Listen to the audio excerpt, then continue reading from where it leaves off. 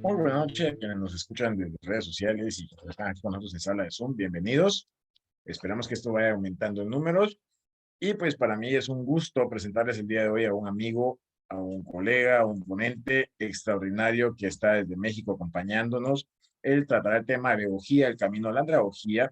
Es el doctor Flavio Jesús Castillo Silva, es andragogo, doctor en ciencias de la educación, autor de 31 libros, 22 libros educativos y 9 literarios, 5 veces doctor honoris causa 2016, 2021, 2 veces, y nuevamente en el 2022, 2 veces, Premio Mundial Águila de Oro 2022, 2 veces Premio Mundial César Vallejo en el 2021 y 2022. Mi estimado doctor Flavio, para mí es un gusto haberte presentado. Te dejo con el uso de cámaras, micrófono y todo lo que tengas aquí en conocer acá en materia de Zoom. Un abrazo y nos vemos pronto. Muchas gracias. Buenas tardes a todos. Voy a comenzar mi participación. La última del 2022, por cierto. Entonces vamos a intentar echarle muchas ganas para que esto salga súper bien. Bueno, denme un segundito y ya comienzo.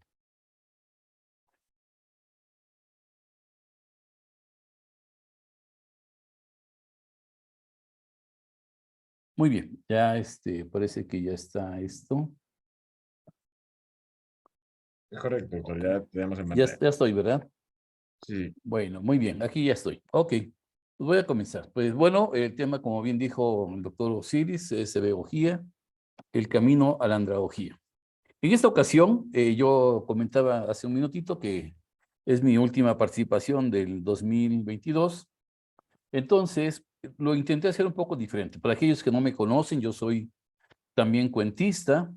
Y entonces se me ocurrió hacer en 5 partes o en 5 hitos, decimos en los cuentacuentos, 5 hitos esa historia. Entonces, voy a comenzar. Algo que les quiero decir es que a lo largo de esta participación van a aparecer algunos códigos QR. En lugar de poner hasta el final las clásicas referencias de todo lo que utilicé para esta participación, mejor les estoy compartiendo materiales que les pueda servir como para ahondar más. Entonces, si tienes oportunidad, pues prepara tu lector de códigos QR para que puedan en su momento llegar a los materiales que les estoy sugiriendo en esta participación. Bueno, pues yo confío que ya tienen su celular o su smartphone preparado para poder comenzar, así que pues Empezamos. Voy a empezar con el primer hito, el hito 1, que le llamé el inicio. Hay muchas cosas que comentar antes de realmente abordar el tema. Mi tema quizás sea muy concentrado al final, sin embargo, pues para mí es importante hacer antecedentes como para que tengamos un lenguaje en común. Entonces, si alguien ya estuvo conmigo en alguna otra participación y coincidentemente por aquí ve alguna diapositiva igual, bueno, pues servirá de refuerzo, pero para otros que no han tenido la oportunidad de estar conmigo y yo a la vez con ustedes, pues les va a servir como para que tengamos el lenguaje común y el marco de referencia común. Bueno, pues para empezar, tenemos aquí diferentes imágenes de universidades. La primera universidad, según la historia del mundo de la educación, fue la de Constantinopla se llamó en aquel entonces, actualmente es Estambul, y de ahí se fue al Karaguillín y después a Bolonia. Bolonia se considera como la primera universidad en el mundo occidental, y bueno, de ahí han surgido otras más. Todas ellas, nada más de solo mencionar la palabra enseñanza, podemos entonces decir que es una universidad con un enfoque pedagógico, ¿ok? Entonces, la de Estambul, o bueno, actualmente Estambul, antes Constantinopla, se tiene el dato que fue creada en el año 425 después de Cristo. De ahí, como les decía yo, siguió la de Quarahuillín en el 859, Bolonia en 1088, que es la referencia occidental, digamos, de esto. La Universidad Nacional Autónoma de México realmente inició como la Universidad Real y Pontificia de México en 1551. La primera universidad en América me parece que era de República Dominicana, no tengo la fecha actual, pero bueno. Todas esas universidades, como dice la última imagen, en la parte de abajo, son bajo modelos pedagógicos. Un modelo pedagógico que de tiempo atrás empezó a funcionar. Algunos autores piensan o pensaron que la educación y pedagogía eran como sinónimos, pero realmente no lo son. Ahorita iré mencionando algunos otros datos también, ¿no? Entonces, vamos a empezar por definir qué es educación para irnos centrando. Yo lo sé que todos los que vayan a ver esta presentación serán personas relacionadas a la educación, sin embargo, es importante como quedarnos en una idea. Educación, según el doctor Castro Kikuchi del Perú, dijo que es un proceso activo de carácter sociohistórico y cultural a través del cual se produce la apropiación del patrimonio cognoscitivo y técnico creado, asimilado y enriquecido históricamente por la humanidad en el curso de su acción. Lo que podríamos agregar es que este conocimiento que se ha ido enriqueciendo y asimilado y creado por las generaciones hasta este momento, así, en ese movimiento se pasan a las nuevas generaciones. Esta nueva generación hará lo propio y llegará el momento que también hará lo mismo con la siguiente generación, y así es como ha permanecido el conocimiento de la humanidad a lo largo de los tiempos, ¿no? Claro, hay algunos conocimientos que sabemos ahora que se perdieron. Bueno, intentamos que no se pierda ya actualmente la mayor cantidad. Hay autores muy importantes, como el caso de Juan Calvino. Ese señor pues estuvo a favor de que el Estado fuera el responsable de la educación de los ciudadanos. Incluso él fundó la Universidad Protestante y empezó a meter algunos temas como serían leyes, medicina y ese tipo de temas que de repente para esa época, que eran prácticamente inviables o más bien prohibidos, de alguna manera él empezó a poner esa relación, ¿no? Llegó otro personaje muchos años después, que fue Juan Amos Comenio, el padre de la pedagogía, y desde su libro, un libro que todos que estamos metidos en la cuestión educativa debiésemos leer alguna vez en nuestra vida, Didáctica Magna, en 1630, algunos manejan 1657, bueno, un año más, un año menos, estamos hablando de que esta obra trascendió. De hecho, hay cosas que dice ese libro que hasta la fecha son muy vigentes. El caso de, por ejemplo, que la docencia ¿sí? es un oficio, de que obviamente la educación esté centrada en el estudiante, específicamente en los niños, también de que no haya castigos y cosas de ese tipo, ¿no? Entonces, Juan Amos Comenio dejó un legado que hasta la fecha es sumamente importante. Y bueno, según algunos diccionarios, la palabra pedagogía apareció en 1327. Otros dicen no, en otro diccionario fue en 1485 o desde la época de Juan Calvino, que sería en 1536. De hecho, le adjudican a él el uso de esta palabra. Pero bueno, entonces esas personas nos ayudaron en la parte de la pedagogía a irse formando. Ese sería el primer hito. Ahora vamos a hablar de las ciencias agógicas en ese segundo hito. Las ciencias agógicas, bueno, surgieron primero en el año de 1977 en la página 42 del libro de Felix Adam, que se llama Andragogía, ese libro. Él mencionó que debiese existir una ciencia que atendiese al desarrollo educativo del ser humano desde que nace hasta que muere.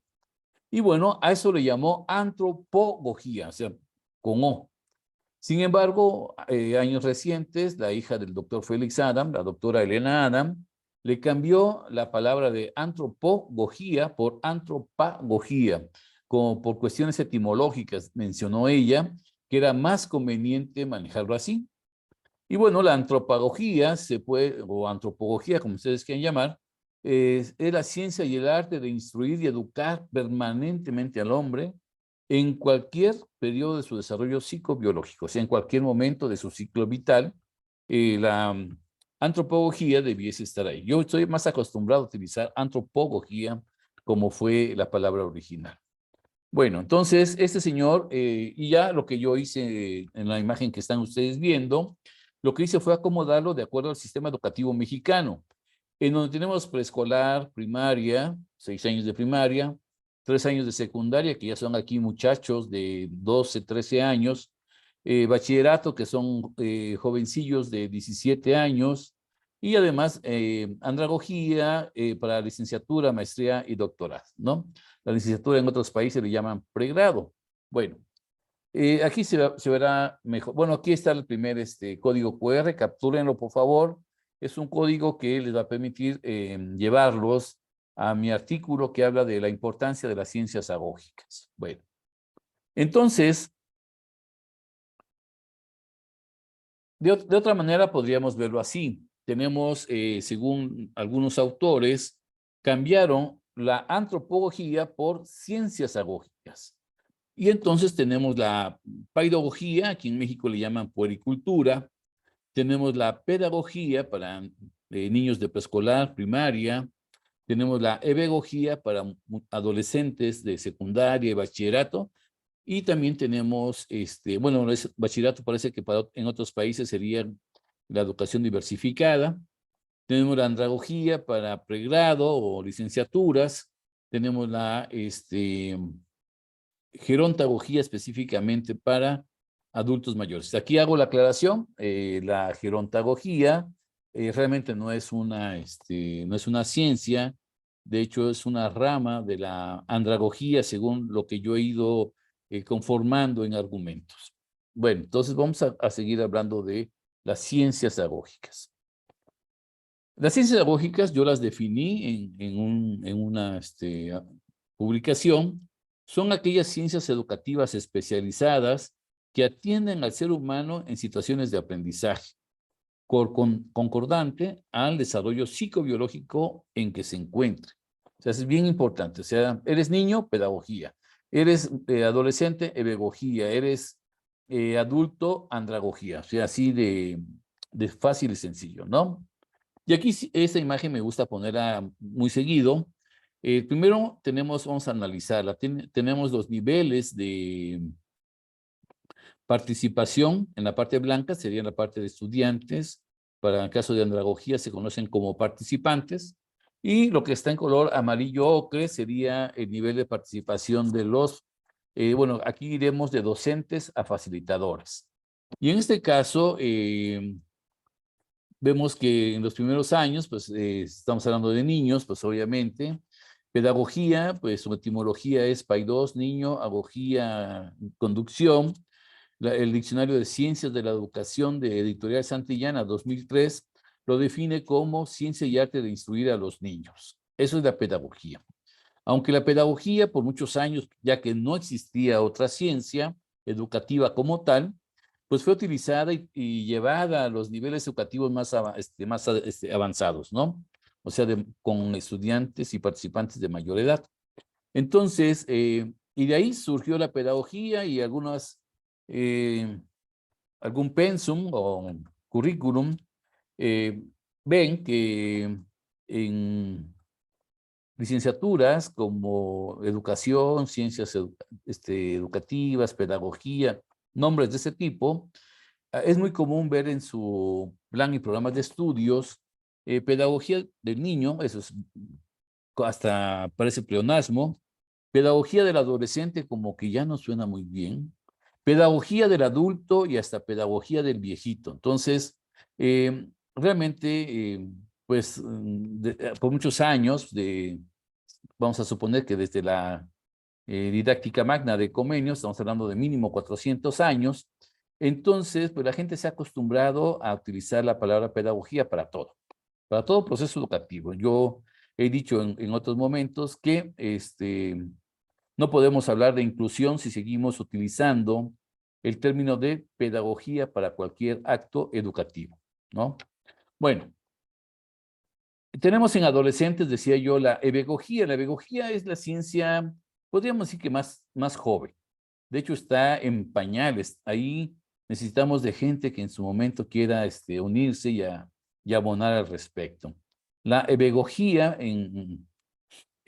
oficialmente la toman algunas personas desde el 2007, cuando el profesor Faustino Rodríguez Bauza, eh, en una reunión de profesores de secundaria y en Venezuela, dijo que los adolescentes no son niños para ser atendidos por la pedagogía, ni tampoco son adultos para tener la libertad que ofrece la andragogía. Entonces, él sugirió, de hecho, en la historia que él me contó, que tuve el gusto de conocerlo, él me contó y me dijo que un profesor le sugirió que, ¿por qué no se llamaba ebegogía?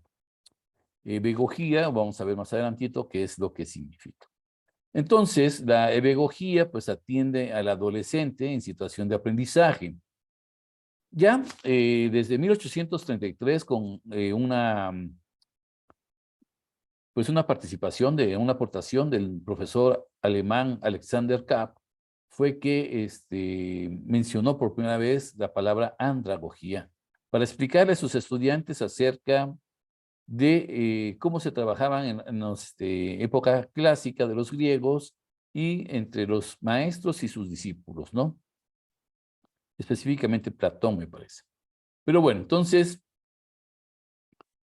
todo lo que es a partir del siglo pasado, de la década de los 60, hacia aquí, hacia estas fechas, es que la andragogía existe. Entonces, quiere decir que la andragogía tendrá aproximadamente unos 60 años de existencia, está en pañales con respecto a los 400 años en números redondos, si es que me voy a la didáctica magna, pero si me voy yo hasta la fundación de la Universidad de Bolonia, que fue en 1088, pues estamos casi a punto de cumplir el primer milenio, ¿no?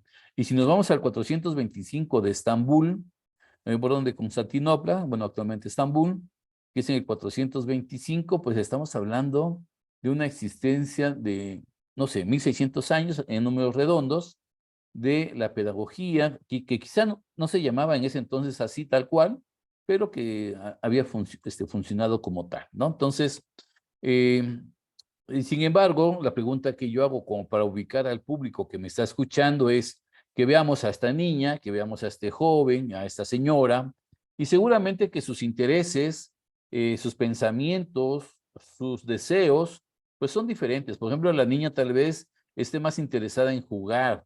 Lo único que le interesa pues es divertirse. En cambio, a lo mejor el adolescente está pensando ya en esa muchachita que le llamó la atención y que quisiera conquistar. Entonces, él está en ese asunto, o si no, le ha tocado la puerta del corazón, el amor al corazón, tal vez entonces esté en esa fase de estar con los amigos, con los cuates, decimos aquí en México, y entonces, pues su vida es el deporte, es la diversión, pues es la escuela, obviamente, y no sé cuál sea las prioridad, el orden prioritario que le ponga las cosas a este joven, pero él está en ese asunto.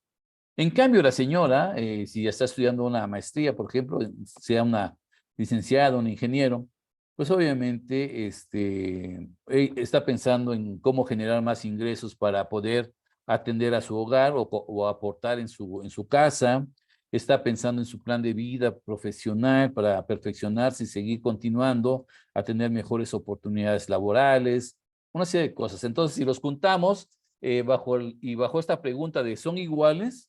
Pues la respuesta sería no, no son iguales. Están en diferentes momentos de su ciclo vital. A eso se refería la definición hace rato de antropología. Bueno, entonces, si no son iguales, la pedagogía debe ser para los niños. Así fue como se llegó a ese punto.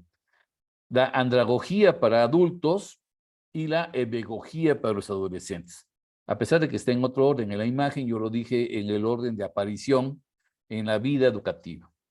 Entonces, pues desde ahí es que estamos nosotros empezando, pues a hacer difusión en ese sentido para que vayamos nosotros aportando y centrando y separando la labor de cada una de las ciencias educativas. Aquí está el profesor Alexander Kapp. Bueno, es la imagen que Google nos regala cuando ponemos a Alexander Kapp, el profesor alemán. Entonces, es no me consta, nadie, ninguno de nosotros estuvo en ese entonces, sin embargo, pues vamos a darle el mérito a Google y el voto de credibilidad de que es la imagen de Alexander Kapp. Entonces, este profesor fue quien acuñó de alguna manera realmente el término de andragogía. Tenemos otros personajes que lamentablemente en Google no encontré sus imágenes, los puse como si fuera un perfil sin fotografía, ¿verdad? Como las que acostumbramos en las redes sociales. Y bueno, Almerindo Lessa en Portugal y Bolton en Estados Unidos en un pensamiento paralelo, aún estando en diferentes lugares y sin tener comunicación entre ellos. Ambos en 1978 empezaron a hablar de la gerontagogía. Utilizaron ese término, la gerontagogía, podríamos definirlo como la disciplina que atiende la intervención educativa en adultos mayores. Esa sería una forma de definirlo en su momento. Faustino Rodríguez Bauza, que es el que yo les mencionaba hace rato, profesor venezolano, ya fallecido en mayo del 2018, lamentablemente. Bueno, en 1997, que es otro dato que él me proporcionó, introdujo el término de ebegogía. Cuando tuve la oportunidad de platicar con él, yo decía, bueno, entonces si estamos aquí en Venezuela y a los jóvenes le dicen chamo, pues ¿por qué no le puso usted chamogogía, no? Entonces se reía el señor y bueno, pues ninguno de los dos supimos que esa fue la primera y única vez que tuvimos el gusto de platicar en persona. Pero bueno, de aquí se desprenden algunas ideas, mis estimados asistentes. Tenemos la pedagogía con un proceso formativo llamado de enseñanza-aprendizaje. Algunos autores lo separan, ¿no? Proceso de enseñanza y proceso de aprendizaje. Bueno, en la manera como lo conozcas, es un proceso donde hay una enseñanza, donde hay un aprendizaje. ¿Cuál es la situación de la pedagogía? Bueno, quisiera yo aclarar que en ningún momento yo estoy en contra de la pedagogía. Simplemente mi labor es buscar el espacio y acomodo de las ciencias de acuerdo a lo que se va avanzando y estudiando. En el caso del proceso de enseñanza-aprendizaje, tiene la característica de que para que haya un aprendizaje, tiene que haber una enseñanza. Al menos esa es la idea que le queda claro a los pedagogos. Uno de ellos, un doctor español, mencionaba, así casi literal, de que todo lo que el estudiante universitario deba saber, se le tiene que enseñar. Y bueno, yo sí me asusté porque entonces está renunciando, o más bien está negando la existencia de procesos de aprendizaje como el aprendizaje autónomo, lo que antes conocíamos como autodidacta. Y además existe un sometimiento que generalmente se da por parte del profesor en esa situación de que yo te digo qué tienes que hacer, cómo lo tienes que hacer, y no sé si alguien tuvo esa experiencia. Yo tuve compañeros que se quejaban de que resolvían ejercicios a su manera, llegaban al mismo resultado, pero el profesor les decía, es que este procedimiento yo no te lo enseñé, entonces te lo voy a tomar como mala, porque eso era lo clásico de los pedagogos, descalifican, no retroalimentan. Entonces, ese tipo de cosas hacen al menos en niveles educativos de adolescentes hacia arriba, sí generan un caos bastante fuerte en la actualidad. Con respecto a la pedagogía, que yo decía que es la más reciente, de 1997, pues estamos hablando del 2007, 2017, estamos hablando de 25 años, o sea, muy chiquita, muy pequeñita. Pero yo en mi libro de pedagogía he propuesto un proceso formativo llamado un proceso de problematización-aprendizaje. Ya cuando lleguemos a ese punto voy a dar el sustento por qué propuse que fuera un proceso de problematización-aprendizaje. Y además, si se dan cuenta, por lo mismo no existe la palabra enseñanza en ese nivel educativo, al menos a través de esta ciencia. La andragogía, que en el 2010 tuve ya un acercamiento en la escritura de la andragogía. Bueno, el proceso formativo ellos lo propusieron como de orientación-aprendizaje. ¿Por qué de orientación-aprendizaje y no de enseñanza-aprendizaje como la pedagogía? Bueno, bajo la idea de Carl Rogers, que la andragogía es netamente humanística y además rogeriana, entonces Carl Rogers en sus ideas educativas decía que no era posible enseñarle a un adulto cosas. Entonces ellos tenían que aprender prácticamente por sí mismos y llegar al darse cuenta, que esa era la palabra clave para ellos, el darse cuenta de algunas cosas y de los procesos que ellos podrían ir haciendo hasta llegar al punto que ellos quisieran. Entonces, mi labor como facilitador en andragogía es de orientación. Te voy a ayudar quizá con preguntas, quizá con algún ejemplo, para que te oriente hacia tu aprendizaje en su momento, pero no te voy a enseñar. De hecho, el andragogo no va al salón de clases a enseñar, como sucede en la pedagogía. La gerontagogía, al menos en las universidades del adulto mayor que he tenido oportunidad de revisar en sus maneras de trabajo, utilizan la andragogía como ciencia base para cualquier relación educativa con los adultos mayores. Entonces, por eso es una situación que no puede ser considerada como ciencia. Podría ser ciencia si le diéramos el cuerpo ya en un acercamiento. Yo hablaba de un posible proceso de situacional aprendizaje, un proceso situacional aprendizaje. Tomemos en cuenta que el adulto mayor es muy variable la calidad de vida y la situación que ellos se presenten al momento de algún proceso educativo, algunos con enfermedades crónico-degenerativas, otros con enfermedades psicomotoras, otros con enfermedades psicológicas, psíquicas, de alguna palabra más completa, y bueno, diferentes situaciones. Entonces, por eso yo hablaba de un proceso situacional. Sin embargo, todavía no le damos la forma completa como para decir, sí despunta para hacer una ciencia. Bueno, ese sería el hito 2. El hito 3 son los inventos límite. Alguien va a decir, ¿de qué está hablando este amigo? Bueno, vamos a mencionar que tenemos un pensamiento, la humanidad en general tiene un pensamiento girocentrista. Más o menos, según la historia, en el año 3500 antes de Cristo se inventó la rueda. Se inventó la rueda y bueno, a partir de ahí, la verdad que la rueda como invento fue un maravilloso salto de la humanidad hacia el progreso. Sin embargo, la rueda también tiene un límite. A pesar de que ustedes encuentran muchísimos dispositivos mecánicos, electrónicos, basados en esta situación girocentrista, Bueno, es común que nosotros la veamos como una maravilla. Sin embargo, a partir de mis observaciones, la rueda es un invento límite.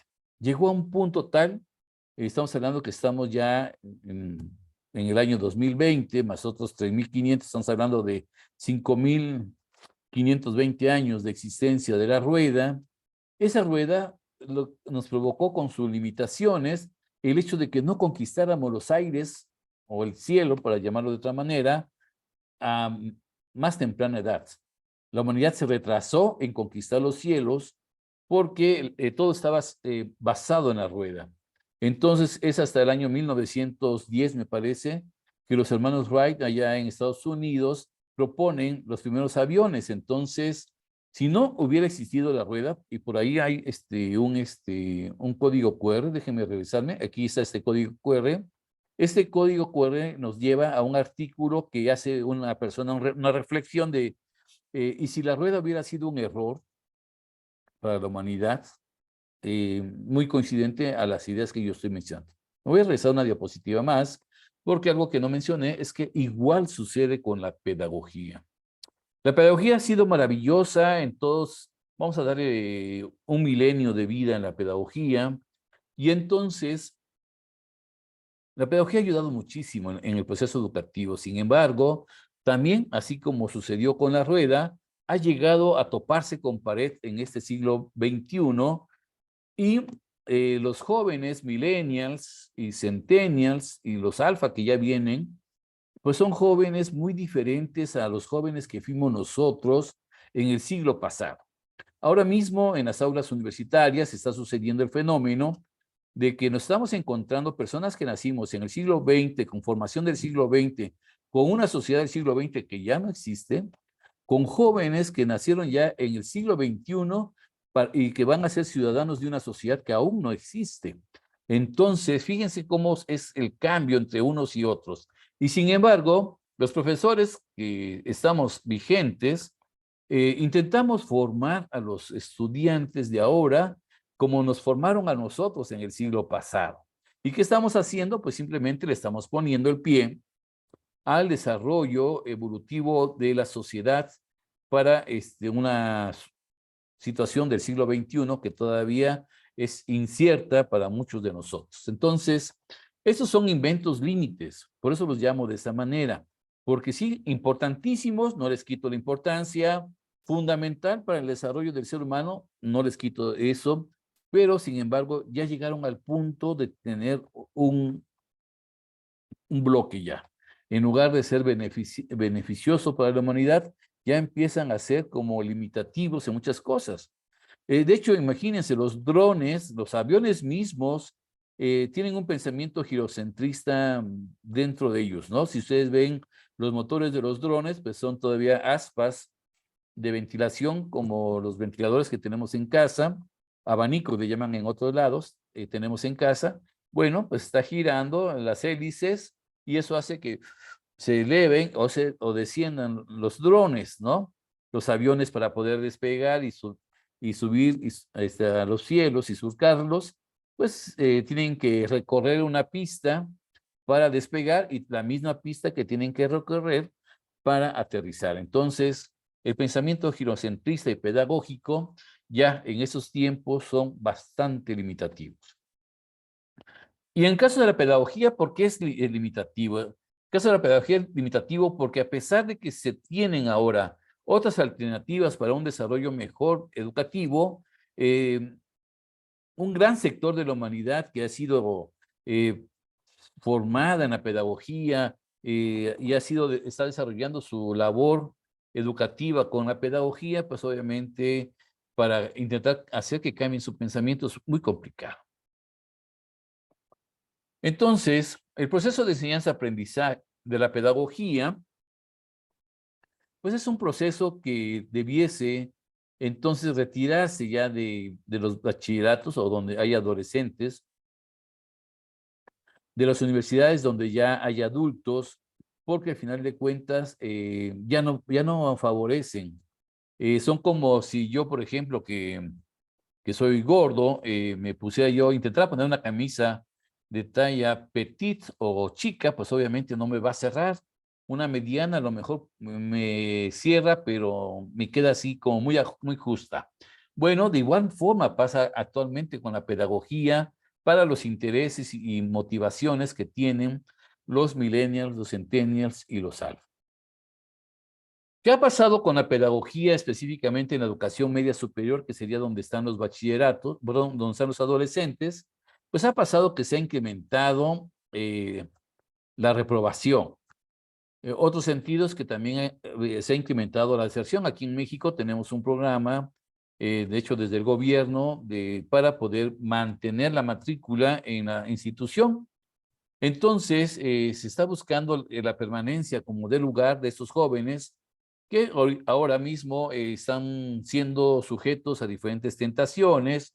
Algunos ya no quieren ser ni ingenieros, ni licenciados, ni doctores, etcétera. Quieren ser TikTokers, quieren ser YouTubers, pues lamentablemente algunos hasta quieren ser sicarios. Entonces, de acuerdo a sus circunstancias y a sus entornos, es como que las preferencias hacia lo fácil, hacia lo inmediato, es lo que ellos quieren hacer, ¿no? Por otra parte, esta misma pedagogía ha hecho que el aprendizaje disminuya, haya poco interés en el aprendizaje y también en su momento el nivel de satisfacción de estos estudiantes sea menor. Ustedes pueden encontrar una gran cantidad de videos en YouTube, por ejemplo, en donde jóvenes adolescentes están inconformes con la manera en que son tratados y además formados. Imágenes como estas ustedes van a encontrar en YouTube, en donde algunas personas que no están plenamente formadas para estar con adolescentes utilizan un lenguaje muy retador, muy friccionado, muy de someter a las personas, y llegará el momento en que estos jóvenes se cansen, como sucedió con este joven, y en esta secuencia de imágenes ustedes están viendo que el adulto le da el golpe al joven, y déjenme decirles que en una situación de adultos jóvenes, lamentablemente el adulto tiene ciertas ventajas porque además de poder tener quizá mayor fuerza, también pueda tener la situación de que sabe cómo golpear y cómo lastimar. En cambio, el joven tal vez tenga mayor fuerza o mayor rapidez, pero es inocente en algunas cosas. Entonces, tal vez él no sabe el daño que puede provocarle de alguna manera el profesor. Por ejemplo, en esta imagen es un video, esta foto es tomada de un video en donde el profesor se ve que tira al suelo al estudiante y le agarra su cabeza y lo golpea 3 veces en el suelo. Entonces, para mí ese es un atentado, es una manera de intentar hacerle un daño permanente al joven, y que debió haber, no sé si sucedió, pero al menos a mi parecer debió haber sido encarcelada esta persona. No nada más destituida, sino también encarcelada por el daño que quiso provocar intencionalmente al joven. Bueno, pasemos al hito 4, que sería la andragogía. Y la andragogía, a mí me gusta hablar mucho de andragogía, pero en esta ocasión intentaré decir lo menos posible, porque me interesa al menos que tengan 2, 3 ideas de la andragogía para poder entonces hablar de la hebegogía. El profesor doctor Manuel Castro Pereira, recién fallecido en este año, creo que fue en el mes de julio, lamentamos su deceso. Él dijo en una entrevista, en una plática conmigo, de hecho es la dedicatoria que le puso a un libro de andragogía, donde él fue coautor. Dice: la andragogía es la libertad del adulto en situación de aprendizaje. Eso para él es la definición más tentadora, más motivadora de lo que es la andragogía, ¿no? Vamos a ver por qué dijo esto el doctor Castro Pereira. Aquí hay un artículo mío que sin querer ya me di cuenta que universidades de Perú, de Francia, repositorios como Redalic, Dialnet y otros más lo han tomado para poderlo reproducir.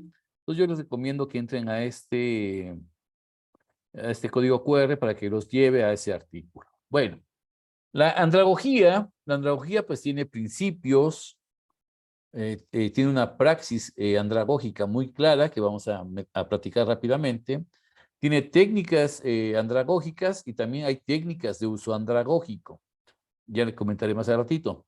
La evaluación, vamos a ver cómo es una evaluación andragógica y las metodologías, hay una que es netamente andragógica y dos que son de uso andragógico. Vamos a ver entonces a qué me refiero en este hito con respecto a la andragogía. Bueno, el doctor Malcolm North, el padre de la andragogía, de origen estadounidense, ya fallecido, él propuso 6 principios de la andragogía para la cuestión del aprendizaje.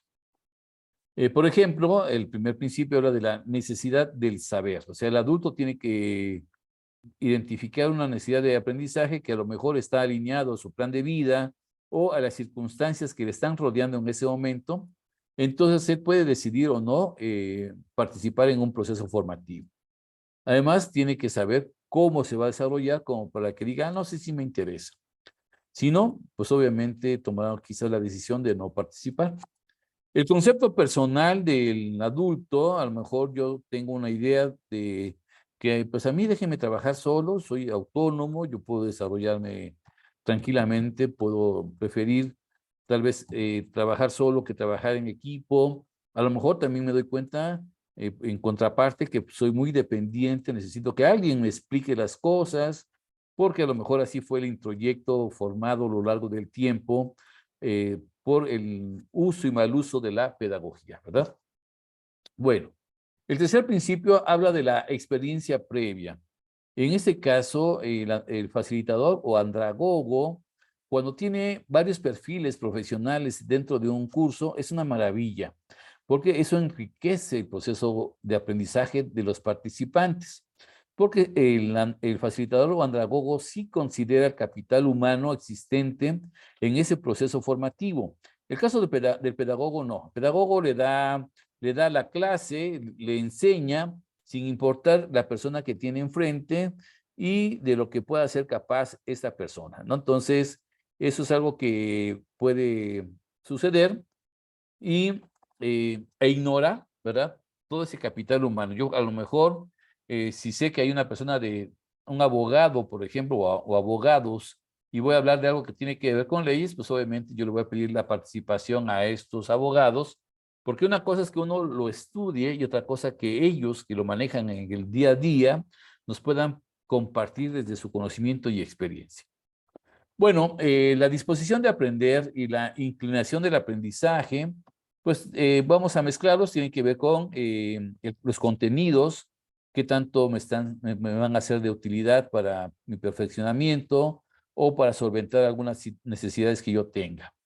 También la metodología que se está empleando, si es una metodología bajo una didáctica tradicionalista, por ejemplo, pues al ratito voy a estar cabeceando, voy a estar desesperado de estar tantas horas, a pesar de que las sillas sean muy cómodas, el cansancio de nada más estar oyendo, puede ser suficiente como para que yo me pare y diga, ya, no soporto más esto y me voy. Y un adulto que se pare y que se vaya difícilmente regresa. Me estoy hablando de los procesos formativos.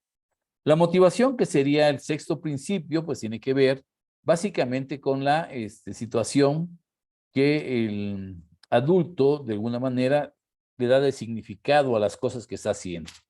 Yo siempre pongo el ejemplo de los estudiantes de medicina que se ponen por primera vez su bata blanca, pues seguramente que ahí les cae el 20, decimos aquí en México, de la cuestión de la responsabilidad que conlleva estudiar esa carrera, ¿no?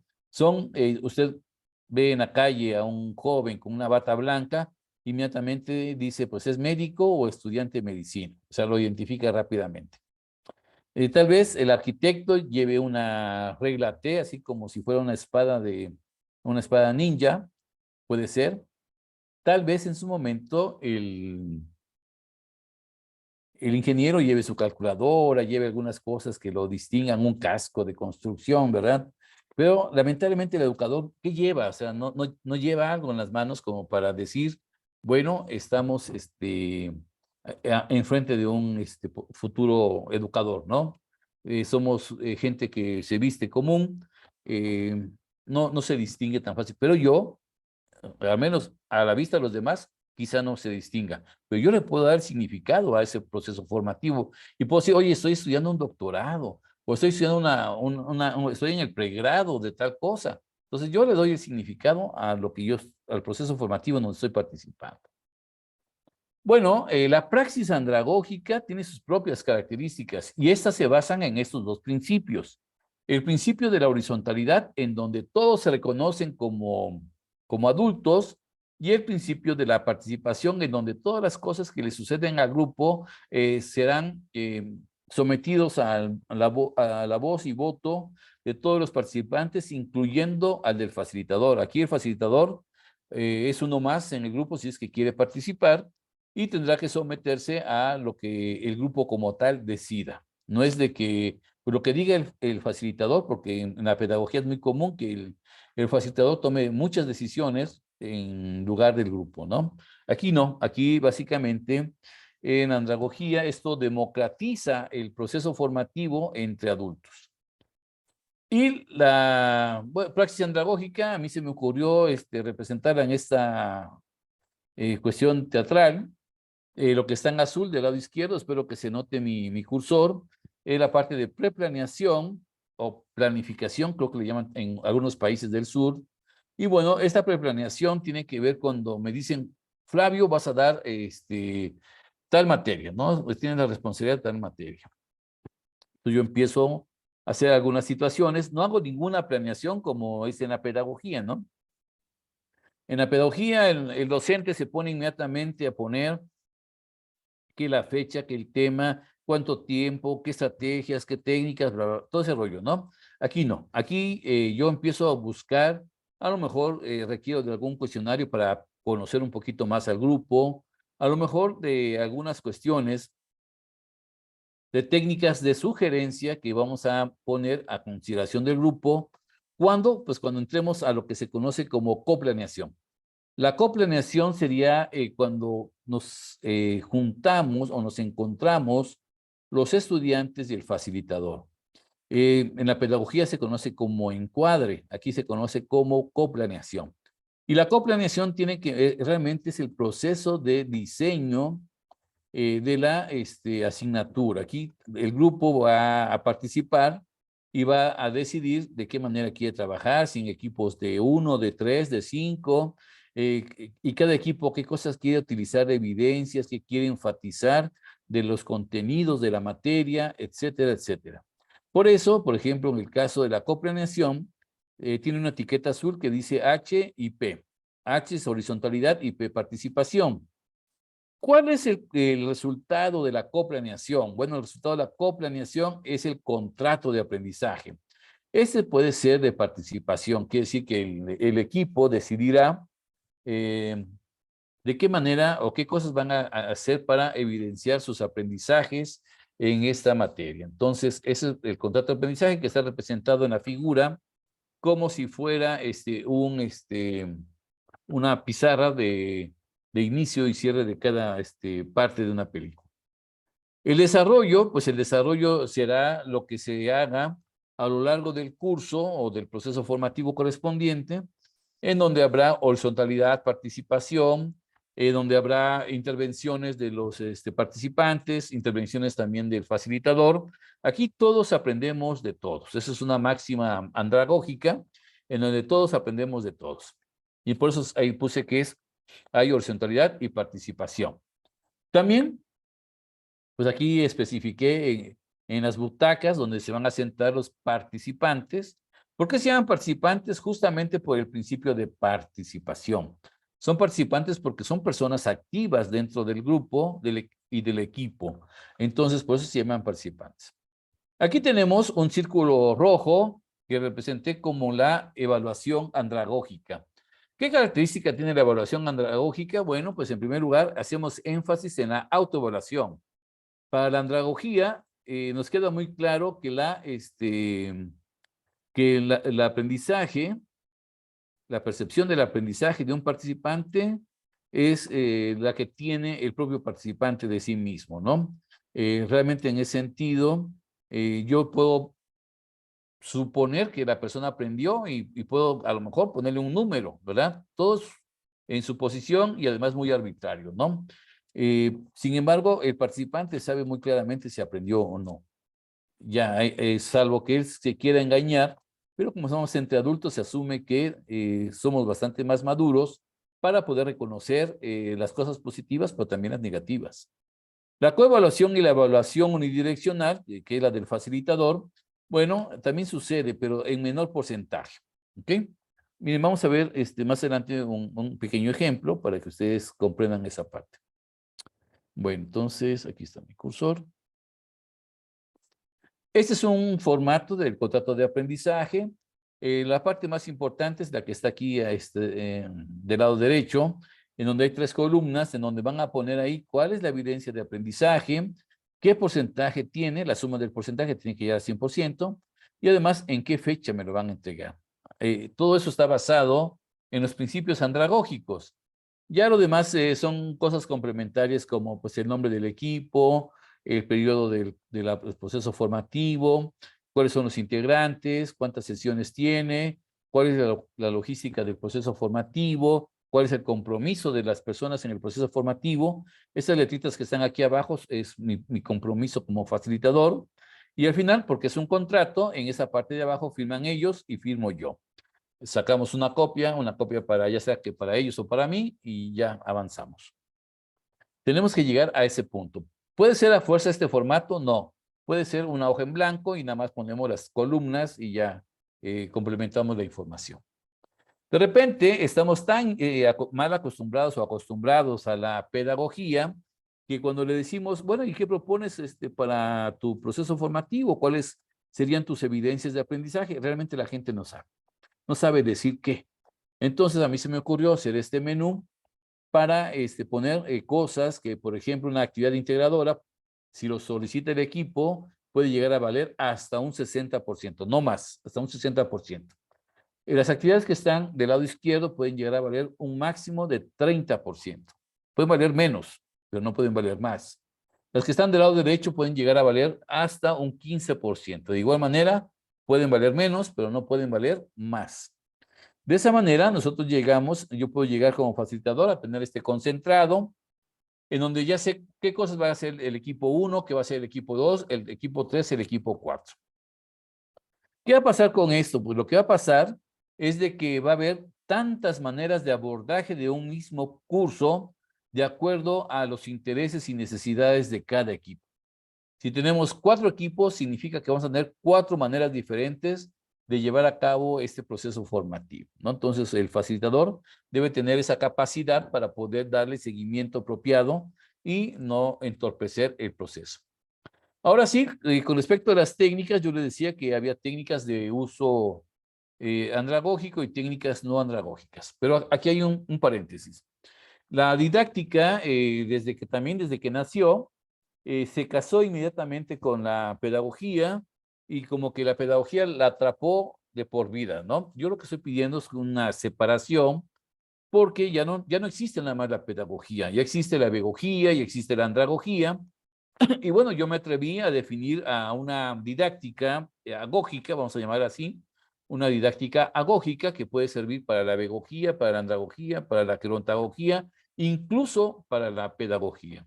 O sea, una definición más abierta, en donde dice que es ciencia y arte que estudia la aplicación del proceso educativo a través de métodos, técnicas propias y adaptadas acorde al momento psicobiológico del conocente. Volvemos a lo mismo del principio. Eres niño, pues desde una didáctica pedagógica.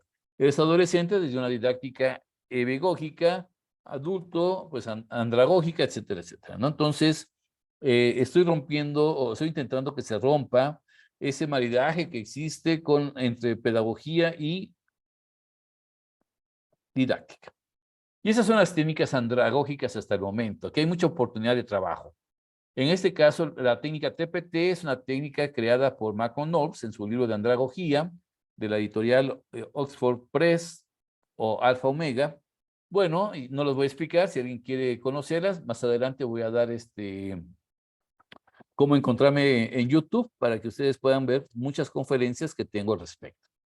En el caso de la técnica Plena 5.2 fue creada por un colectivo de profesores de República Dominicana para un congreso de 1984 y que afortunadamente pude rescatar y, bueno, la utilizamos para poder revisar temas controversiales, sobre todo en grupos mayores o grandes, perdón, y además bajo una técnica muy parecida a como son los juicios en las películas hollywoodenses, ¿verdad? Bueno, tenemos técnicas de uso andragógico, sobre todo las técnicas de aprendizaje colaborativo, como podrían ser los casos, aprendizaje basado en problemas, aprendizaje basado en proyectos, aprendizaje basado en investigación y muchos aprendizajes basados en más cosas, ¿no? Todas ellas favorecen hacia el aprendizaje del adulto en su momento. La evaluación, ahora sí, vamos a ver primero etiquetas negras. La autoevaluación es un proceso en donde debiese tener hasta un 60% en, en participación al momento de hacer la evaluación. Aquí una etiqueta negra tiene un 40%. Quiere decir que del 100% menos 40 me queda 60, 30 para la coevaluación y otros 30 para la evaluación unidireccional. Si hubiera sido 60% para el caso de la autoevaluación, pues nos quedan 40 y serían 20 y 20, ¿no? Bueno, en el caso de que no haya equipos, porque puede haber grupos muy pequeñitos, me ha tocado grupos de una persona, de 2 personas, bueno, entonces ahí vamos a suponer que no haya coevaluación, entonces se sugiere que el porcentaje sea dividido entre dos, 50% para el estudiante, salvo que en el acuerdo digan, no, ¿sabes qué? Yo quiero el 60% sin ningún problema, y el 40% para el facilitador en su momento, ¿no? En el contrato de aprendizaje se determinan las cosas que van a hacer y qué porcentaje tienen. Yo lo que tengo que hacer como facilitador es proporcionarles las rúbricas o las técnicas de evaluación cualitativa más conveniente para los productos de aprendizaje que quieran entregar. Y entonces, si tenemos un video como el que está aquí a mi lado derecho, ustedes lo van a ver del lado izquierdo mío, pues va a tener una perspectiva de evaluación de la autoevaluación de parte del participante, la coevaluación de parte del equipo y la evaluación unidireccional de parte del facilitador o andragogo. En este caso, la coevaluación, yo siempre recomiendo que sea más dirigida hacia el proceso de creación del producto de aprendizaje, que es la parte que el facilitador no logra apreciar de repente, ¿no? Bueno, entonces, esta evaluación está basada en 5 principios que el doctor Félix Adam propuso para tal cosa, ¿no? En este caso, la permanencia. Yo estoy permanentemente, bueno, constantemente evaluando si me quedo o no. Y me voy a quedar si es que sigo aprendiendo o me estoy dando cuenta que hay una utilidad hacia mi interés. La progresividad se verá que ya, por ejemplo, llegué yo en un estatus A, yo ya tengo estatus B, estatus C, hasta la letra que sea, ¿no? Entonces, eso me está gustando y eso hace que yo continúe dentro del proceso formativo. La criticidad es el desapego que vamos a ir formando en los participantes, de tal manera que puedan evaluar sus propios procesos con los errores correspondientes, los reconozcan, los identifiquen y los evalúen en su momento. La practicabilidad será uno de los principios de la evaluación, en donde yo permanentemente como participante voy a estar viendo si esto es útil y además aplicable en mi vida personal o laboral, etcétera. La flexibilidad es también un principio que difícilmente estará en la pedagogía. Es un principio en donde los adultos deciden cuándo es el mejor momento para ser evaluados. Eso es algo que pues, se requiere una mayor grado de madurez, de conciencia de parte de la persona y que obviamente un niño pues no tiene todavía, porque acuérdense que el niño el día de mañana será el adulto que tendrá esa capacidad, ¿no? Y ya para cerrar la parte de este hito, pues tenemos las metodologías. La metodología andragógica es la eutagogía. Algunos pensaban que era una ciencia, no lo es, sigue manejando el proceso de orientación-aprendizaje con otras características, por eso es una metodología, pero sigue siendo como tal. En el caso de la paragogía vamos a ver ahorita qué otro nombre tiene, y la cibergogía, estas nacieron en el mundo pedagógico y bueno, se conocen como de uso andragógico. En el caso de la, bueno, me regreso, en el caso de la pedagogía, lo conocemos también como aprendizaje entre pares. Es algo que yo quería también mencionar y no dejarlo en el tintero. Bueno, eso básicamente sería sobre la andragogía. Aquí en la parte arriba de mí está mi usuario de YouTube, donde ustedes pueden encontrarme fácilmente. Y en mi canal van a encontrar muchísimas conferencias sobre andragogía y otros temas relacionados a la educación. Bueno, obviamente, si ya estamos pensando en una persona que va a pasar de la pedagogía a la andragogía, va a pasar de docente a ser facilitador, bueno, pues necesitamos que tenga al menos estas 8 competencias del facilitador, que sería la comunicativa, para poder tener una mejor comunicación con sus participantes de manera verbal, de manera gestual, de manera escrita, digital, o sea, todo eso tiene que ver aquí. La andragógica, pues obviamente tiene que saber de andragogía para poder desarrollarse como tal. La tecnológica, este confinamiento y pandemia nos ha dado razones para seguir aprendiendo y tenerla a la mano para cualquier circunstancia. La social, pues que nos permite tener una inteligencia emocional más allá de los participantes, de tal manera que yo evite cualquier fricción y pueda manejar diferentes circunstancias sin llegar a una confrontación con los estudiantes.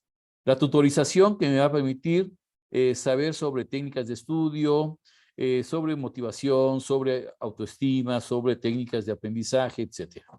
La investigativa, pues obviamente, y más sobre todo en los facilitadores de posgrado, yo no concibo a un facilitador de posgrado que no haga investigación. Yo me preguntaría qué está haciendo esa persona ahí. La innovación, pues obviamente, permanentemente tenemos que estar alertas y buscando la primera oportunidad de participación con aportaciones que ayuden a mejorar algún proceso dentro de nuestros centros educativos. Y la administrativa, que es importante, hay momentos que tenemos a muy buenos facilitadores o docentes, dependiendo dónde estén parados, que son invitados a formar parte del cuerpo directivo y que de repente perdemos a un buen docente o facilitador y ganamos a un mal jefe, ¿no? ¿Por qué? Porque no están preparados para tal. Ahora, la andragogía necesita del participante que va a ingresar al mundo andragógico, pues que sepa trabajar en equipo, que tenga ya la capacidad de tomar decisiones apropiadas, que tenga un grado de autonomía mayor, si no es que casi un 100%, que sea propositivo permanentemente, quiere decir que va a estar proponiendo cosas que ya, experiencias que ya tuvo con respecto a algo que fueron exitosas y que pueden ayudarnos para poder hacer mejor tal o cual cosa.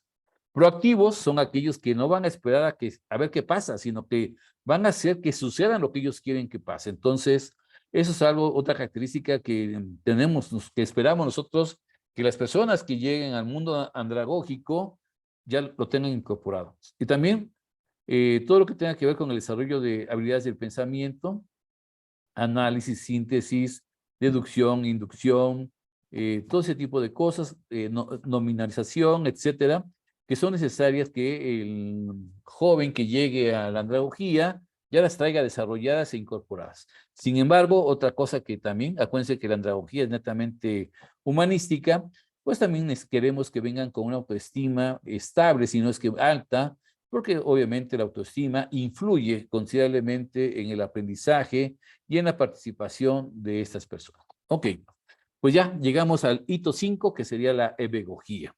Y esa es la razón de ser. Sin embargo, a mí me interesaba que tuvieran todo ese antecedente para poder hablarles de la ebegogía. Acuérdense que la ebegogía tiene 20 años, 25 años, ¿no? Es lo que habíamos dicho. Entonces, vamos a hablar de este bebé, de esta ciencia incipiente.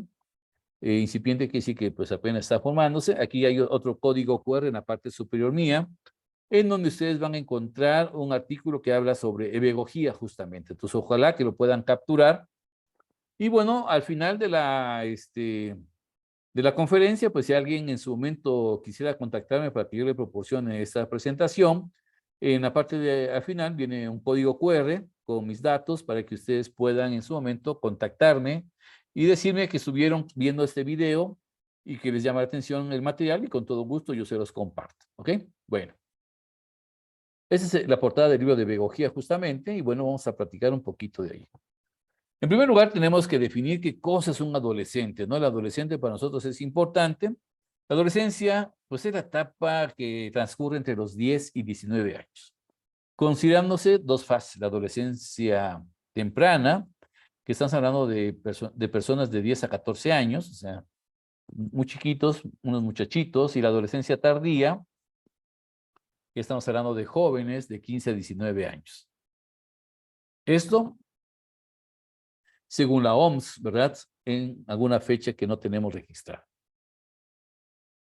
Bueno, entonces ya mencionamos quiénes son las adolescencias, pero sin embargo, la adolescencia ha sido satanizada por muchísimas personas, ¿no? En primer lugar, dicen que los adolescentes son una bola de rebeldes, que además son flojos, que no cuidan su imagen, que no tienen ese sentido de obediencia que se espera que tengan, y entonces rechazan a cualquier persona que represente alguna autoridad, ¿no? Está en una etapa de creación de criterios y juicios. Es algo importante que no se considera muchas veces, sino se ignora. También hay que considerar que la motivación disminuye. Algo que no menciono aquí, pero es que voy a mencionar en la siguiente diapositiva, es de que tiene periodos de sueños muy largos también, ¿no? Y además, obviamente, lo tachan de inmaduro, pero digo, todos los adultos que somos en este momento, si volteamos hacia atrás, nos vamos a dar cuenta que tenemos mucho o tuvimos mucho de esto, ¿no? Sin embargo, nos olvidamos de esto.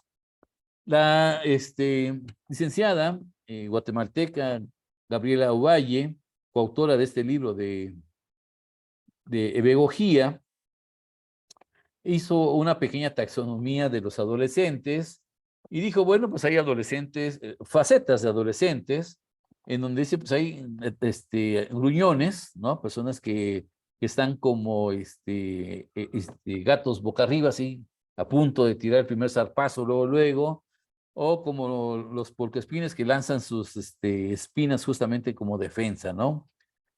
También tenemos ella llamó a los hormonitas, o sea, las personas que están pues conociendo al sexo opuesto y pues obviamente tienen unas intensidades y un desgaste de energía hacia ese punto, omitiendo otras responsabilidades que son también importantes en esa etapa. El popular o la popular, ¿verdad? Son los reyes, las reinas, que pues la gente lo reconoce como una especie como de cliché, ¿verdad? Una especie de cliché en ese momento se vuelven como el patrón a seguir, y se les perdona todo y se le da todo a estas personas, ¿no? Bueno, también tenemos los prejuiciosos, aquellos que se encargan nada más de estar dividiendo y no sumando, andan enjuiciando a sus compañeros, compañeras. En las mujeres es muy fuerte y eso es un principio de bullying, en donde por alguna circunstancia empieza a decirle a las demás, oigan, no le hablen a fulana porque no sé qué cosa, ¿no? Me vio feo, me hizo tal cosa. Entonces, empiezan a generarle una cuestión de bullying a la persona que estén atacando en su momento. Y también tenemos a las personas tímidas, ¿no? A los adolescentes tímidos, aquellos que ante cualquier cosa se sonrojan, ¿verdad? Porque ya pues tienen esa situación de empezar a estar despertando hacia la cuestión del amor. Y bueno, empiezan a ver ahí al chico que les gusta, a la chica que les gusta, y bueno, eso les genera incomodidad, inseguridad, sudoración, etcétera, ¿no? Bueno. Pues, el profesor Faustino Rodríguez Bauza mencionaba en un artículo que esos son algunos problemas educativos del adolescente, ¿no? En primer lugar, de personalidad. Dice, ese es un problema que tienen los adolescentes, que por eso son considerados como rebeldes sin causa, ¿no? Tienen sueño, lo que yo decía, y tienen una palabra que yo no conocía y que gracias a mi amigo Ramón Barrera del video de sorprendizaje, dice que hay un voluntad. La voluntad es lo contrario de la voluntad. La voluntad es no querer hacer nada. Bueno, aparentemente los adolescentes están en esa fase. También en ese punto, en la cuestión fisiológica, pues están creciendo corporalmente, sexualmente, cerebralmente, empiezan a tener aquí un desarrollo en la parte frontal. eh, lo que ya mencioné hace rato, la somnolencia, en algunos casos se representa también algunos aspectos de acné. En la parte afectiva, pues es el encuentro con vamos a llamarle por la cuestión, a dejarla más abierta, un encuentro con otra persona que le llame la atención, ¿no? Eh, También va a tener una situación de que los padres van a ser poco receptivos, entonces van a ser muy enjuiciadores sus padres, van a ser incluso hasta golpeadores, pero el joven se va a sentir incomprendido. En el aspecto escolar, pues se va a encontrar con la autoridad escolar, como sería el profesor, inflexible, porque, oiga, profesor, no hice esto, se lo puede entregar la próxima semana, ¿no? Oye, ya tenemos un mes con eso y tú apenas lo quieres hacer, ¿no? Entonces, ese tipo de cosas puede estar pasando. Que diga que es algo inflexible cuando realmente pues es algo que simplemente no está al ajuste de sus necesidades, ¿no? También de control, oiga joven, siéntese bien, oiga, póngase más presentable, no lo sé, hay profesores de todos los colores y sabores que de repente vamos a encontrar todavía algunas personas muy tradicionalistas, como ya lo mencioné en su momento, ¿no? Son personas que sin hábitos educativos, y de hecho incluso hasta aparentemente no les llama la atención el aprender, ¿no? Entonces están en esa desidia de querer o no hacer las cosas. Y también de repente se sienten poco creativos, aunque picándoles un poquito el interés puedan llegar a ser muy altamente creativos. En la cuestión social, pues algunos los consideran como desadaptados, simplemente que están en su mundo. Eh, no están en esa cuestión de abiertos, sino que están un poco más inmersos en ellos mismos, ¿no? Sufren de bullying algunas personas, lamentablemente viven esa penosa situación del bullying. Algunos también, lamentablemente, dependiendo de las personas con las que haya tenido contacto, pues empiezan a tener sus adicciones, eh, a comprar diferentes cosas. Actualmente se ha leído mucho de artículos de personas que han sido eh, en sorpresas muy pesadas de que sus hijos empezaron a gastar una gran cantidad de dinero de su tarjeta de crédito para comprar vidas, para comprar puntajes, para comprar cosas de los videojuegos, que la verdad, pues los padres son cosas intangibles y que no les son de interés. Entonces, también hay una cuestión de déficit de valores y obviamente un incremento de los antivalores en los adolescentes, ¿no? De repente ni siquiera buenos días, buenas tardes, sino que eh, dan de esa manera, ¿no? Entonces, el cerebro del adolescente, aquí hay otro código QR, por favor, captúrenlo. Este código QR los va a llevar a una página donde están hablando de cosas que tienen que ver con el cerebro del adolescente. Pues obviamente alcanza su mayor tamaño en la adultez temprana, entonces todavía está en ese periodo de crecimiento. El cerebro continúa madurando incluido después de que deja de crecer, o sea, quiere decir que va a alcanzar su máximo tamaño, pero va a seguir, va a seguir y va a seguir. El cerebro adolescente está listo para aprender y adaptarse a diferentes circunstancias, ¿no? Aquí el chiste será de que los profesores con los que convivan esos adolescentes, pues no lleguen en su momento a matarles sus deseos de aprendizaje, ¿no?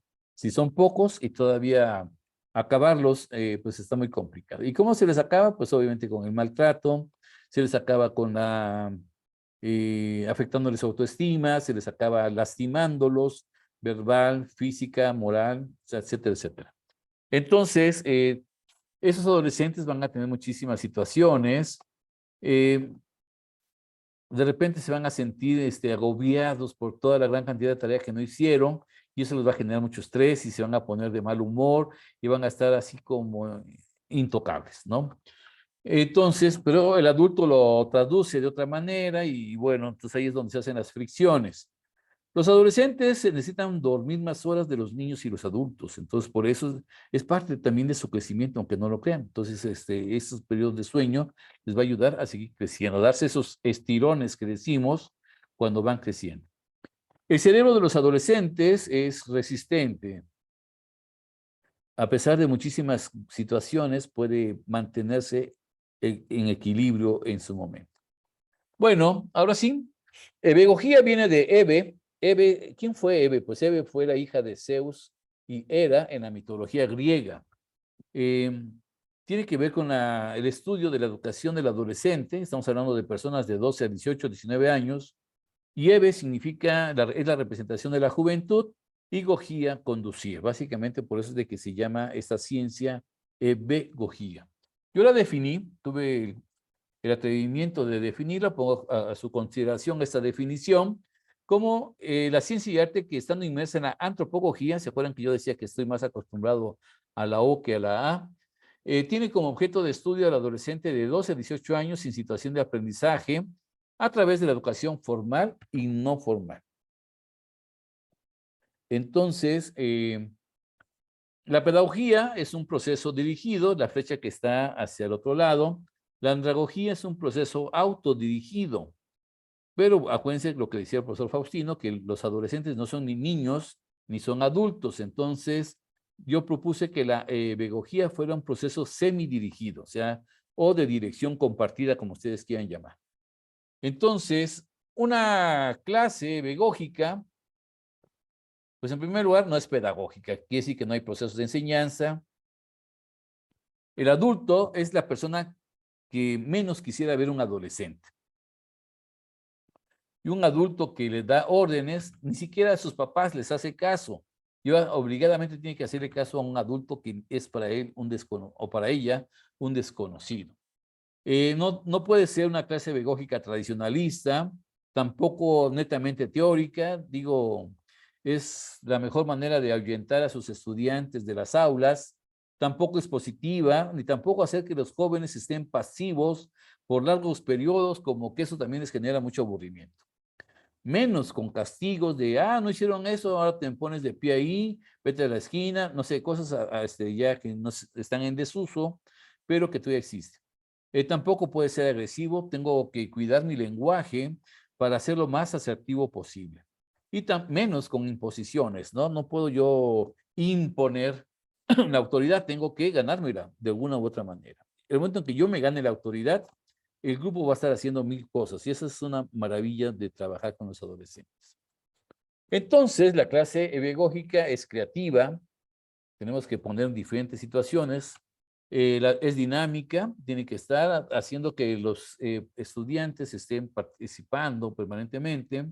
Hay que utilizar la tecnología, bueno, ya vimos en el confinamiento que la necesidad de incorporarlas, con microintervenciones. Esas microintervenciones van a ser microparticipaciones mías de manera presencial o a través de videos, ¿no? Yo puedo utilizar la técnica de clase invertida y puedo estar creando materiales para poderlos ir compartiendo con los estudiantes de acuerdo al avance que tengamos en cuestión temática. Puede ser colaborativa, problematizadora. ¿Por qué yo dije que tenía que ser problematizador este asunto? Bueno, en esta parte de nuestro cerebro estamos empezando a crear diferentes situaciones, estamos empezando a crear nuestros propios criterios en la parte de la adolescencia y además ellos están afianzando sus tomas de decisión. Entonces, ¿qué mejor que manejar una situación problematizadora para que los adolescentes en un espacio controlado puedan ellos empezar a tomar sus decisiones, que a lo mejor pasamos de decisiones desatinadas a decisiones fundamentadas? Y también en ese momento vamos a pasar, en este caso, de que nosotros podamos, en esa problematización, afianzar criterios, ¿no? A lo mejor mis padres me dijeron que 2 más 2 es 4, pero yo quiero descubrir por qué 2 más 2 es 4. Y llego a eso, voy a afianzar mi criterio, y obviamente dándole también posiblemente el mérito también en la parte de la aportación de los padres o del profesor que haya sido. Tiene que ser negociante, tenemos que acordar cosas para trabajar de manera colectiva, con libertad, una libertad amplia, pero no un libertinaje. Tiene que ser lúdica y divertida para que los estudiantes estén participando de manera dinámica. Lo idóneo para estos procesos escolares es que la libertad sea adecuada a la edad, ¿no? Entre más grandes, pues podemos ir soltando un poco más esa libertad. La incorporación de la responsabilidad compartida, ya lo mencionaba yo, el interés hacia el aprendizaje autónomo, hay que fomentar este tipo de aprendizaje, el desarrollo del respeto y el amor al trabajo, eso era una ilusión que tenía el profesor Faustino Rodríguez Bauza, el acceso a la información pertinente, acuérdense que en Internet encontramos de todo, aunque no todo sea verdad, entonces tenemos que ayudarles a que encuentren información pertinente. Y además que encaucen su rebeldía hacia cosas positivas. Por ejemplo, a través del aprendizaje basado en el servicio, podemos hacer una sensibilización tremenda de los adolescentes y que ellos generen algunos proyectos para ayudar a otras personas en situación vulnerable. Bueno, entonces, para el caso del docente, bueno, aquí hay un error, debió de haber dicho problematizador. Tiene que tener una capacidad de escucha, un alto grado de empatía, una comunicación asertiva y una inteligencia emocional mayor al de sus participantes. Tiene que estar en ese sentido ayudando en el aspecto de estar ahí y a la vez no estar tan presente con los estudiantes. Aquí hay otro código QR que les va a llevar a un manual de desarrollo de habilidades del pensamiento. Es necesario que fomentar esto en los estudiantes y si es posible de manera lúdica o a través de diferentes estrategias didácticas como el uso del laboratorio, el uso de la observación, el uso de diferentes cosas que ayuden a la persona, a estos jóvenes, a tener ideas muy claras de cómo abstraer la realidad y llevársela a su interior. Y bueno, yo manejé en mi libro de pedagogía que el problema el proceso de problematización aprendizaje se haga a través de una estrategia AS, o sea, de acuerdos, seguimiento. Acordamos algo y yo como facilitador le voy a dar seguimiento. Y también utilizamos una praxis 3C. Esas C significan colaborativa, en primer lugar, creativa, segundo lugar, y además que nosotros podamos cotejar los logros. Entonces, todo esto va a ser necesario implementarlo. Para eso, el proceso pedagógico tendrá temas, tendrá propuestas, ya sean individuales, grupales o en equipos, y también acuerdos de cómo vamos a trabajar. Y ya que tengamos los acuerdos, lo plasmaremos en este plan de trabajo pedagógico, que sería como un cronograma con seguimientos para poder acompañar a los estudiantes y nosotros volvernos proveedores de algunas cosas, como por ejemplo, si necesitan manejar, por ejemplo, el diagrama de Ishikawa o de causa-efecto, como quieran ustedes llamar, a lo mejor no lo conocen y entonces mi labor será acercarles ese conocimiento para que lo puedan emplear apropiadamente. Podemos utilizar lo que yo decía hace rato, algunas cosas del aula invertida o la aula invertida completamente, de tal manera que aprovechemos los momentos que nos vamos a estar viendo y no bajo una didáctica tradicionalista, en donde primero vemos algo y después lo hacen ustedes en su casa. Aquí lo ven en su casa y lo hacemos dentro del aula. Perdón. Entonces, la praxis pedagógica podrá ser sustentada a través de un LMS, un sistema de gestión del aprendizaje. Y bueno, una de ellas podría ser Edmodo, que es muy atractivo por ser con una interfaz muy fácil, tipo Facebook. Entonces, a los jóvenes les puede llamar la atención. Aquí hay un ejemplo rápido. Está el tema de la Revolución Mexicana. La pregunta clave será, ¿cómo quieren que se aborde el tema? Y aquí se va a hacer una lluvia de ideas. Cada equipo podrá hacer sus propuestas. Lo plasmamos en un plan de trabajo pedagógico. Y bueno, entonces le daremos seguimiento. Podemos pensar y llegar al acuerdo que cada semana, cada lunes, por poner un ejemplo, o cada cierre de semana, cada viernes, o el día que nos toque clase, pues podamos hacer este proceso de seguimiento. Y al final llegaremos a cotejar los logros, en donde en ese proceso de autoevaluación ellos tendrán un 50% de porcentaje a considerar para su evaluación y el resto también es del facilitador, ¿no?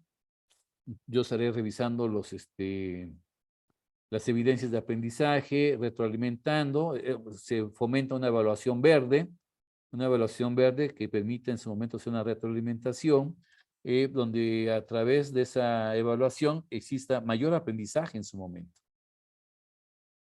Y entonces, ya para cerrar esta presentación, vamos a llegar en su momento a considerar de que un estudiante adolescente, a través del proceso pedagógico, nos tiene que entregar a un adulto joven, perdón, con todas sus ideas de desarrollo de habilidades de pensamiento, con esos requisitos de autonomía, de trabajo en equipo, con una autoestima estable, para que pueda desarrollarse a nivel universitario y pueda dar lo mejor de sí ya en el mundo andragógico. Él pasó de una experiencia, el adolescente pasó de una experiencia de libertad compartida, o más bien de responsabilidad compartida, a donde va a llegar en su momento a una experiencia, por lo que ya vimos de la andragogía, en donde va a tener que tomar decisiones del primer momento que se encuentre con el facilitador. Entonces, ya con ese trabajo que se estuvo haciendo en la pedagogía, estoy seguro que el adolescente, o más bien el joven adulto que llegue al preuniversitario o al pregrado, pues pueda en su momento dar desde el principio lo mejor de sí. Bueno, cierro mi presentación y participación con este pensamiento de la UNICEF, que nos dice que la adolescencia es una de las fases de la vida más fascinantes y quizá más complejas. Una época en que la gente joven asume nuevas responsabilidades y experimenta una nueva sensación de independencia. Los jóvenes buscan su identidad, aprenden a poner en práctica valores aprendidos en su primera infancia y a desarrollar habilidades que les permitirán convertirse en adultos atentos y responsables. Esto lo dijo la UNICEF en el 2002. Bueno, el último código QR son mis datos, así que espero que también lo capturen. Ahí me van a encontrar en Telegram, en WhatsApp, en Facebook, en YouTube, etcétera, etcétera. Ahí estoy a sus órdenes. Muchas gracias, doctor Osiris. Quedo a su disposición a partir de este momento. Muchísimas gracias, mi distinguido doctor. Para mí es un gusto estar con ustedes. Aperturamos ronda de preguntas y respuestas para quienes están acá en Zoom y para quienes nos ven directamente desde las páginas de redes sociales. También pueden hacerlo por chat si así lo desean. Así que son bienvenidos. Si quienes están en Zoom quieren hacerlo vivo voz, pues también pueden aperturar su micrófono y cámara.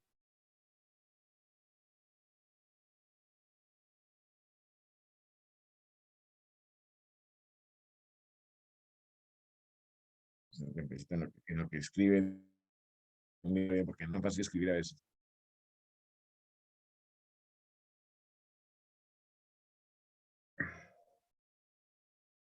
No hay preguntas. Creo que todo ha quedado muy claro, mi estimado doctor. Para mí ha sido un gusto, un placer compartir contigo. Pasamos al punto de cierre y recordarles que el día de mañana estamos con el último día. Así que esperamos la participación de ustedes, de quienes nos ven en redes sociales, de que nos están aquí en Zoom, que se conectan y desconectan, van y vienen, pero siempre están ahí presentes. La universidad y sus nuevas modalidades del tema del día de mañana. Así que los esperamos que ese ciclo de conferencias haya quedado para el recuerdo y para que sea de conocimiento a cada uno de ustedes en el transcurso del día a día. Doctor, te dejo pase el micrófono para despedir.